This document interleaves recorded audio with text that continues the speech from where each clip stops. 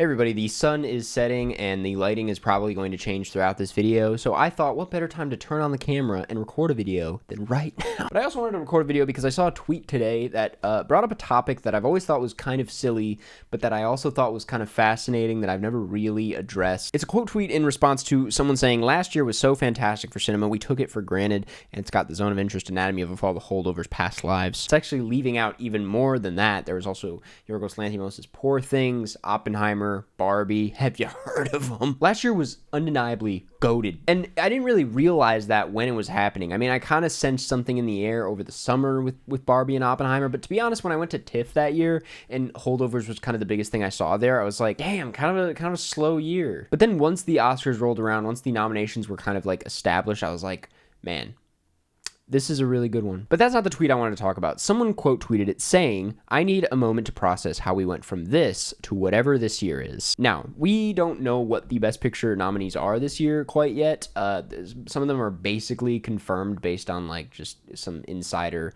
stuff I've heard and just like the way they've been received, such as Conclave is a lock, Anora likely a lock, Dune Part 2 probably, Emilia Perez they're saying.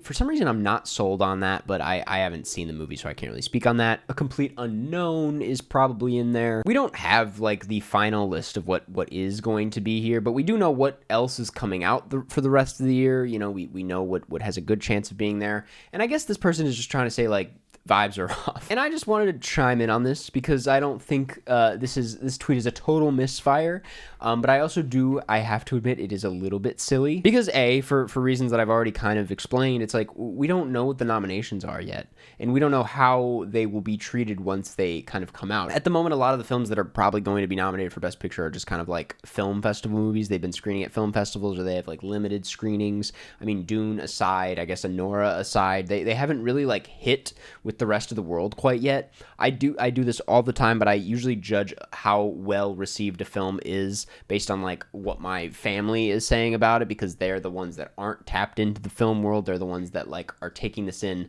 you know, last 2019. You look at like Parasite and Irishman and Jojo Rabbit and Once Upon a Time in Hollywood and Marriage Story, 1917. These are movies that like the rest of the world will be willing to see when the nominations come out. When you have them presented in front of you, you're like, okay, that is a very diverse, very interesting group of films. I'll see all of them. They all probably have something worth watching in them. They're worth recognizing to this degree. But all that said, I do want to defend this person because they're getting a lot of shit for this tweet, but I kind of agree to a certain extent of what they're trying to get at. A good year for film is very different from a good year for like the Oscars. Like there's something special about an exciting Oscars season compared to like an exciting film year. 2020 was not the strongest year. I mean, it was hard to follow up a year like 2019, but there were plenty of amazing films that came out in 2020 that were nominated for Oscars, like Sound of Metal, Nomadland, Minari, Judas and the Black Messiah. These are all incredible films. These are films that I still really enjoy, that I would put on any day.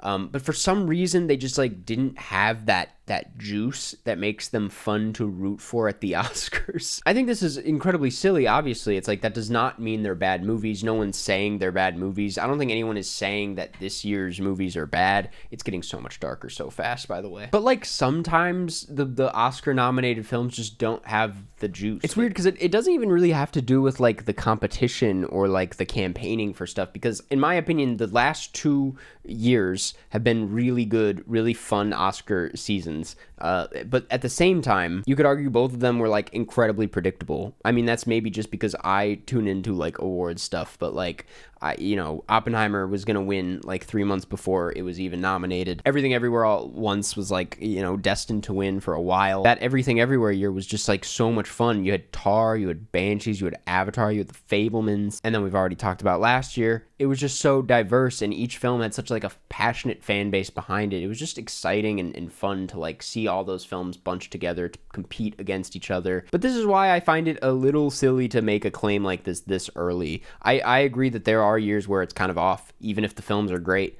2021. I love The Power of the Dog. I love Licorice Pizza. I love Drive My Car. But for some reason, there was just like something off about that year. It just wasn't like the most exciting thing in the world. Probably because there were like a handful of stinkers like King Richard and Belfast, Don't Look Up. It's like, I think when there's more stinkers in the lineup, it lessens the effect of the entire thing. It doesn't get you as excited. Or 2018 with like Green Book and Bohemian Rhapsody and probably a few others that I'm forgetting. And this year, I guess, like Emilia Perez is kind of the villain. I still haven't seen it. I don't have an opinion on Emilia Perez yet.